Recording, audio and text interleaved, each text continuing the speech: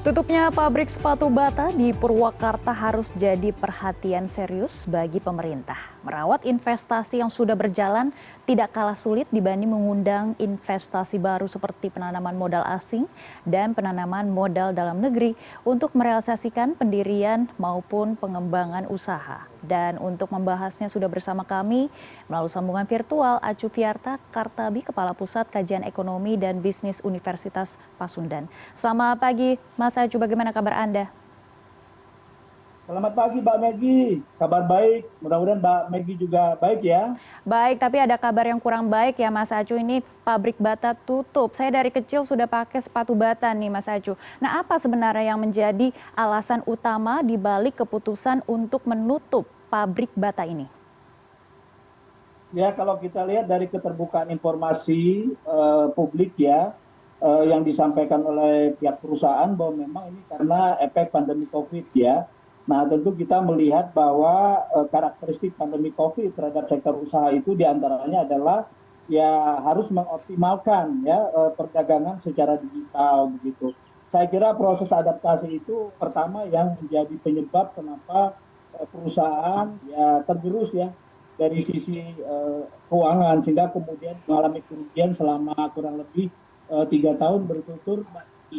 Saya kira dari sisi korporasi banyak, bukan hanya persoalan karena proses adaptasi terhadap digitalisasi, tetapi juga ya kalau kita lihat dari persepsi masyarakat misalkan ya ada yang berkaitan dengan keterlambatan menyesuaikan terkait dengan tren ya mode dan sebagainya. Ini juga faktor yang menyebabkan kenapa perusahaan juga tergerus. Di samping juga ya secara makro saya kira kita melihat kondisi ekonomi kita juga meskipun menurut versi pemerintah baik-baik saja, tetapi untuk yang terkait dengan impor, bahan baku, ya nilai tukar dan sebagainya, kita tidak terlalu baik-baik juga, gitu. Sehingga ini saya kira juga menjadi concern kita, ya kenapa pemerintah sebenarnya perlu untuk melihat dan memperhatikan bahwa sektor usaha itu jangan kaget ya ketika kemudian tutup begitu ya. Kalau kita lihat kan dari apa yang disampaikan oleh Kementerian Perindustrian itu sangat mengecewakan bahwa pemerintah juga kaget kenapa perusahaan ini tutup. Nah, saya kira komunikasi itu kan harusnya dibangun, setiap perusahaan kan menyampaikan laporan kegiatan penanaman modal setiap tahun begitu ya.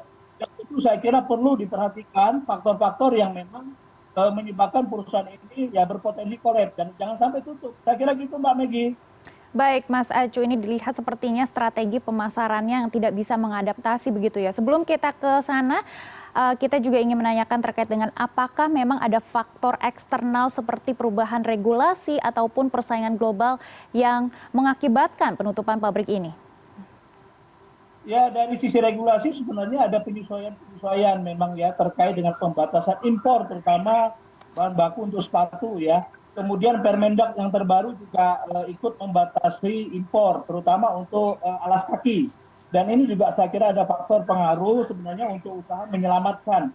Tetapi saya kira secara komprehensif faktor global ya tentu berpengaruh juga ya akibat kondisi permintaan ekspor. Karena ini juga kan Bata ini perusahaan yang berskala global ya.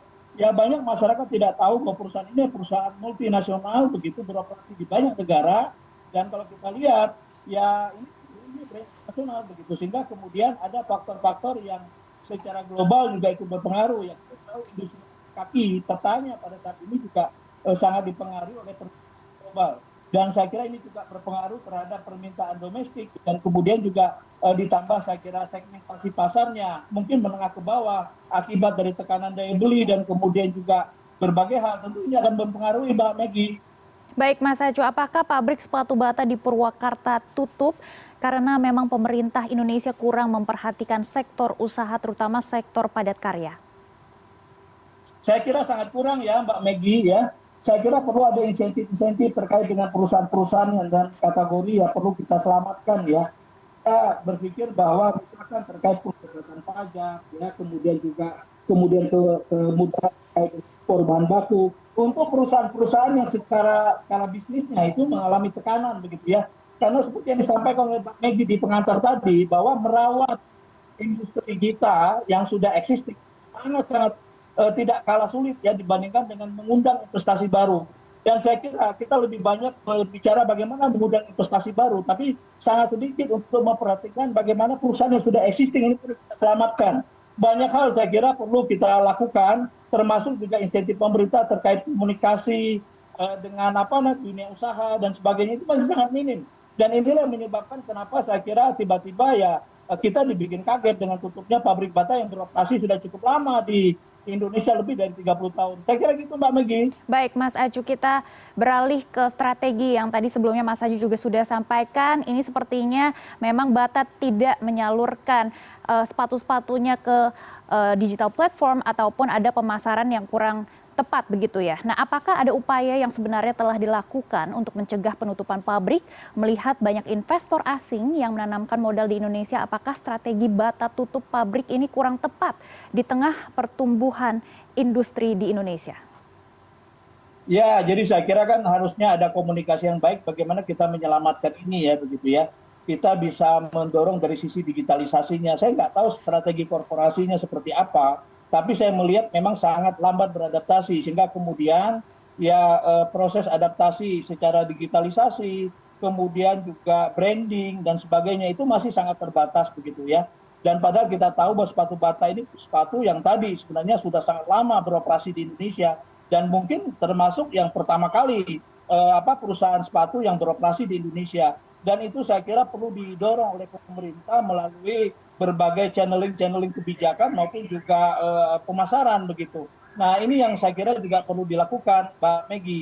Dan tentu saya kira strategi adaptasi yang terlambat, kemudian proses adaptasi terkait dengan selera masyarakat, persepsi konsumen dan sebagainya, ini juga ikut mempengaruhi daripada permintaan terhadap produk sepatu Bata. Kita ingat tadi Mbak Megi juga di awal menyampaikan bahwa ingat sepatu Bata itu ketika ingat masih sekolah ya. Mungkin anak-anak sekarang Gen Z milenial yang lebih dari 50% tentu ya tidak sudah banyak tingkat persaingan merek sepatunya sehingga kemudian ya mungkin mereka tidak mengenal Bata dan sebagainya. Saya kira event-event terkait dengan tahun ajaran baru kemudian dan sebagainya ini perlu sebenarnya kolaborasi antara pemerintah dengan sektor usaha dan sebagainya. Apalagi ini perusahaan harus diselamatkan karena merupakan salah satu jejak awal saya kira memiliki historis yang sangat panjang terhadap bisnis ataupun juga perkembangan industri alas kaki di Indonesia, Mbak Megi. Saya kira gitu, Mbak. Baik, terakhir Mas Acu, masukan dari Mas Acu untuk pemerintah, bagaimana pemerintah merawat sektor usaha ataupun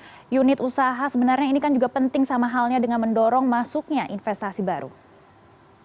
Ya, jadi saya kira pertama komunikasi pemerintah dengan sektor usaha itu harus ditingkatkan ya, termasuk juga perubahan-perubahan regulasi. Tentu harus ada treatment, ada regulasi yang membedakan mana perusahaan yang sedang saya kira tumbuh dan kemudian bagaimana perusahaan yang sedang berpotensi mengalami kondisi atau collapse gitu. Tentu harus ada insentif itu.